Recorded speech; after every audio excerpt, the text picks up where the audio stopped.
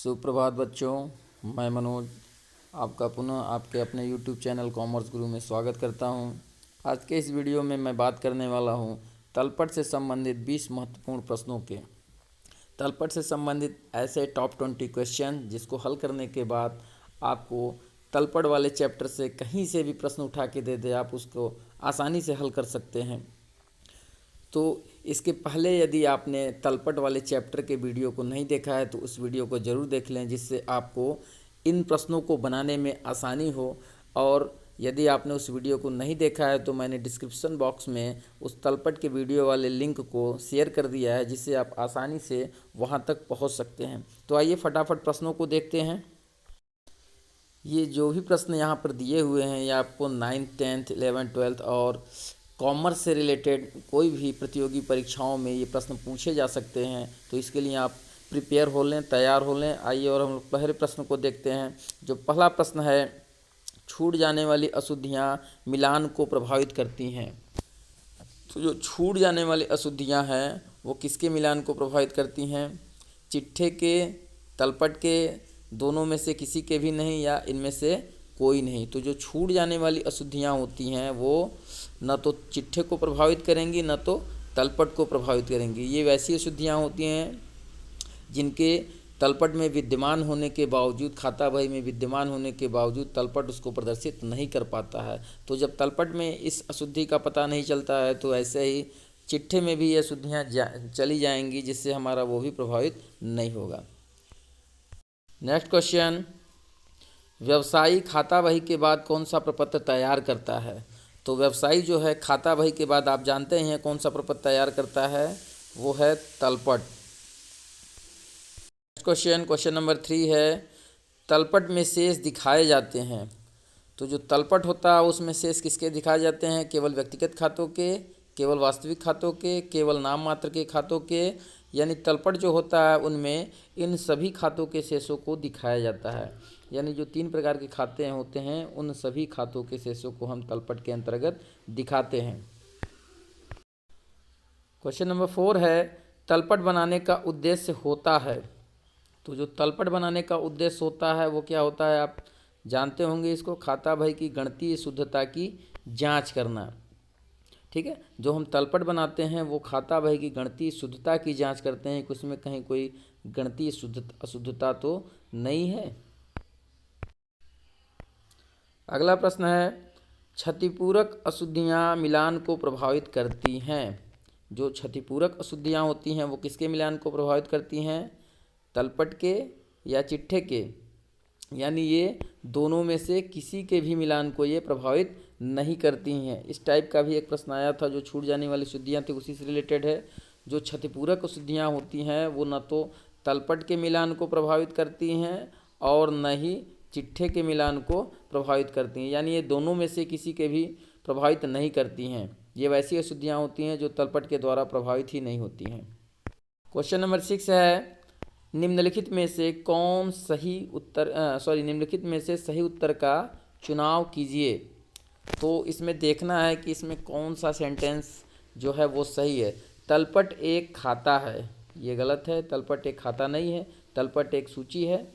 आर्थिक चिट्ठा का डेबिट एवं क्रेडिट शेष होता है, ये भी गलत है। हम जानते हैं कि आर्थिक चिट्ठे का एसेट्स और लायबिलिटी साइड होता है, डेबिट और क्रेडिट नहीं होता है।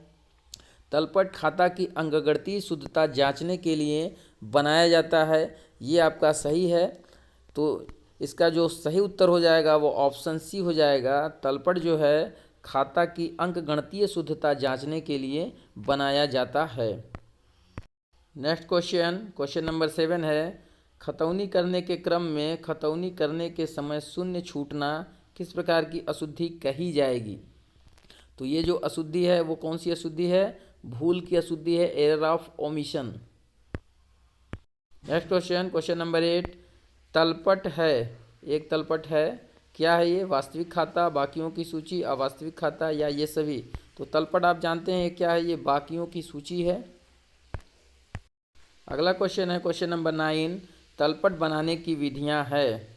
तो तलपट बनाने की जो विधि है, जोड़ विधि, शेष विधि, जोड़ एवं शेष विधि, यानी ये तीनों विधियां जो है वो तलपट बनाने की विधियां हैं। तो ये सभी जो है ऑप्शन वो सही है। क्वेश्चन नंबर 10, तलपट द्वारा प्रकट न होने वाली अशुद्धि है। तो जोड़ की अशुद्धि ये तो तलपट द्वारा प्रकट हो जाएगी। सैद्धांतिक अशुद्धि ये तलपट द्वारा प्रकट नहीं होंगी। शेष निकालने में अशुद्धि ये भी प्रकट हो जाएगी और गलत पक्ष की खतौनी ये भी तलपट द्वारा प्रकट हो जाएगी।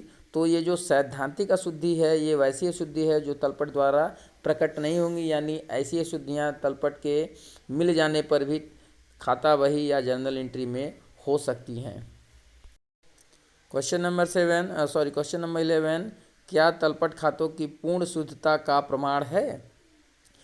क्या तलपट खातों की पूर्ण शुद्धता का प्रमाण है, यानी क्या तलपट के मिल जाने पर ये मान लिया जाए कि इसके पहले की जो भी हमारे क्रियाकलाप है वे पूर्णतः सही हैं?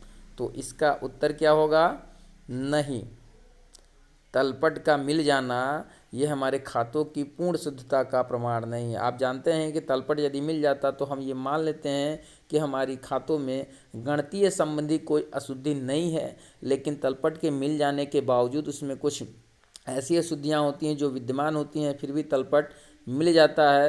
तो ऐसी अशुद्धियों को हम तलपट द्वारा प्रभावित न होने वाली अशुद्धियाँ के नाम से जानते हैं। तो क्या तलपट खातों की पूर्ण शुद्धता का प्रमाण है? तो इसका उत्तर होगा नहीं।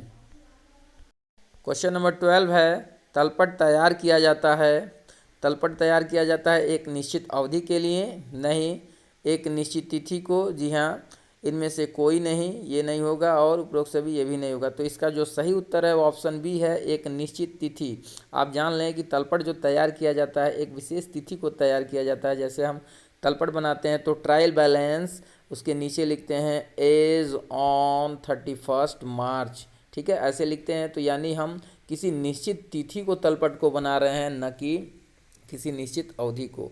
तो 12 का ऑप्शन बी सही है, एक निश्चित तिथि को। नेक्स्ट क्वेश्चन नंबर 13, तलपट बनाना खाली स्थान है। तो जो तलपट बनाना है वो क्या है?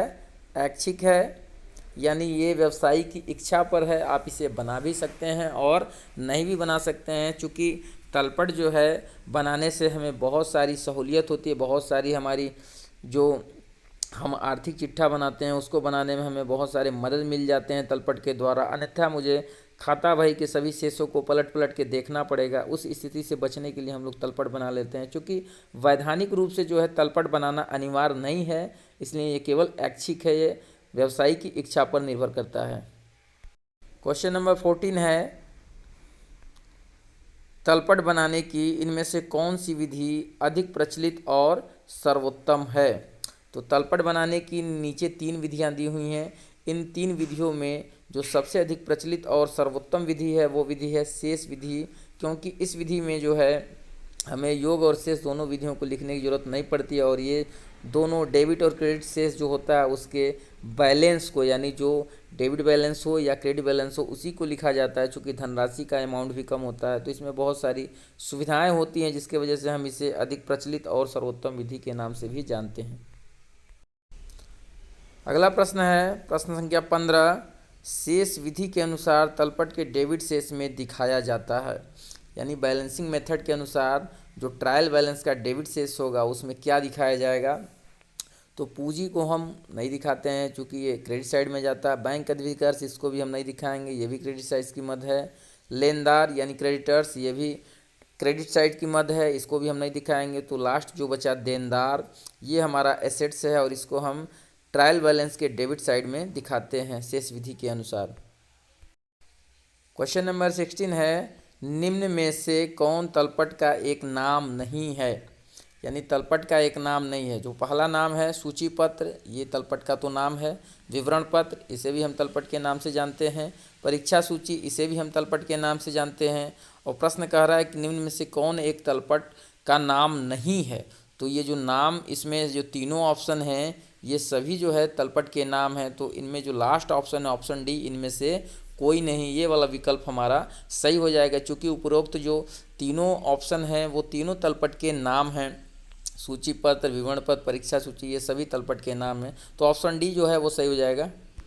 क्वेश्चन नंबर 17 है, भवन की मरम्मत पर 100 रुपये खर्च हुए, इसके लिए मरम्मत खाता को 100 रुपये से डेबिट करने के स्थान पर भवन खाता को डेबिट कर दिया गया, यह किस प्रकार की अशुद्धि है?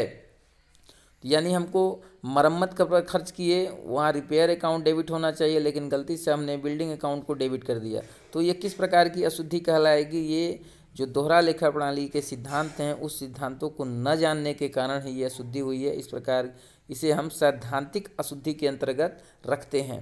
तो ऑप्शन ए जो है वो सही है। नेक्स्ट क्वेश्चन है, शेष विधि के अनुसार तलपट के डेबिट शेष में दिखाया जाता है। तो शेष विधि के अनुसार तलपट के डेबिट शेष में सभी संपत्तियां यानी एसेट्स को दिखाया जाता है, एक्सपेंसेस यानी व्यय को दिखाया जाता है, लॉस हानियों को भी दिखाया जाता है। तो जो ऑप्शन डी है ये सभी सही हो जाएगा। शेष विधि के अनुसार तलपट के डेबिट शेष में इन सभी को हम दिखाते हैं। क्वेश्चन नंबर 19, तलपट को मिलाने के लिए कौन सा खाता खोला जाता है? तो जो तलपट मिलाते हैं यानी बहुत प्रयत्न करने के बाद जब हमारा तलपट का दोनों साइड का बैलेंस मैच नहीं करता है, तो उस स्थिति में हम क्या करते हैं, जिस साइड का बैलेंस कम होता है उधर हम एक खाता खोल देते हैं जिसे हम उचंत खाता के नाम से जानते हैं। तो यानी तलपट के मिलाने के लिए कौन सा खाता खोला जाता है? उचंत खाता, उदरत खाता, ये भी उचंत खाते का एक नाम है। और तीसरा है निलंबित खाता, इसे भी हम उचंत खाते का ही एक समानार्थी नाम के रूप में जानते हैं। तो इसका जो ऑप्शन डी है, ये ऑप्शन डी जो है ये सही हो जाएगा। इस प्रकार के प्रश्न आपको इससे पहले न कहीं देखने को मिले होंगे, न पढ़ने को मिले होंगे। तो इस टाइप के प्रश्न जो मैंने अपने स्तर से बनाया हुआ है, आपको पढ़ने के बाद लगेगा कि हाँ मैंने कोई क्वेश्चन पढ़ा है। इसे आप याद रखें और इस टाइप के प्रश्न आपको अगर कभी मिलेंगे तो आप इसको आसानी से बना सकते हैं। यदि आपको प्रश्न अच्छे लगे हों तो चैनल को सब्सक्राइब भी ज़रूर कर लें और अपने मित्रों में ऐसे प्रश्नों को शेयर करें। आइए अंतिम प्रश्न की ओर चलते हैं। लास्ट क्वेश्चन है, तलपट को निम्न में से किस नाम से जाना जाता है? तो तलपट को हम लोग कच्चा चिट्ठा के नाम से जानते हैं। ठीक है, तो कच्चा चिट्ठा वाला ऑप्शन सही हो जाएगा। पक्का चिट्ठा को तो हम आर्थिक चिट्ठा कहते हैं, आर्थिक चिट्ठा को आप जानते हैं बैलेंस शीट कहते हैं। तो इसका जो सही ऑप्शन हो जाएगा कच्चा चिट्ठा। कच्चा चिट्ठा को हम तलपट के नाम से जानते हैं। तो ऐसे 20 महत्वपूर्ण प्रश्न देखने के लिए मैंने एक प्लेलिस्ट बनाया हुआ है जिसका नाम है 20 महत्वपूर्ण प्रश्न यानी टॉप 20 क्वेश्चंस। उसके लिंक को मैं इस वीडियो के डिस्क्रिप्शन बॉक्स में डाल दिया हूँ। यदि आप देखना चाहते हैं तो वहाँ से आसानी से इस वीडियो को देख सकते हैं।